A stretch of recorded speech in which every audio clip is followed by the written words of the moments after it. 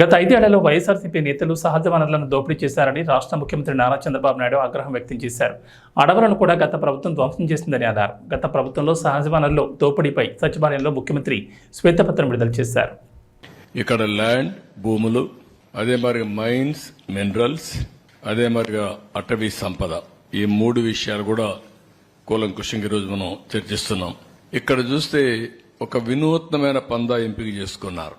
ఇవన్నీ కూడా మీరు చూస్తే ఒక పక్క పట్టణ ప్రాంతాల్లో ఉండే భూములు, నేను ఎగ్జాంపుల్ మాత్రం ఇస్తున్నా, ఇంకా చాలా ఉన్నాయి.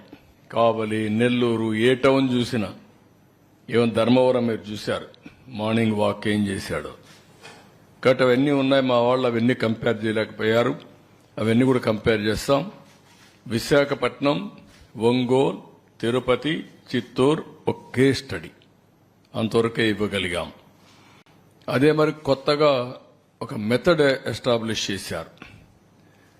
హౌస్ సైట్స్ పేరుతో ఎక్కడికక్కడ ఇష్టానుసారంగా అధికార దుర్వినియోగం చేసి ఆ కొండే భూమిని ముందే వీళ్ళు కొంటారు. ఒక స్మాల్ ట్రాన్సాక్షన్ చేస్తారు.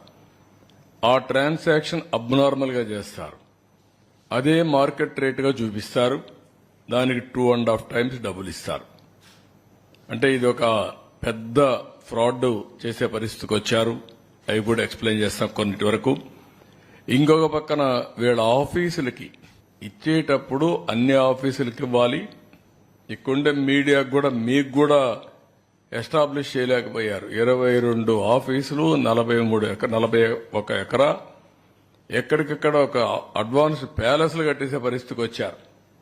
ప్రజాస్వామ్యానికే గంతలు కట్టే పరిస్థితికి వచ్చారు. మీ అందరూ కూడా ఎవరు ఎక్స్పెక్ట్ చేయనటువంటి పరిణామం తీసుకొచ్చారు.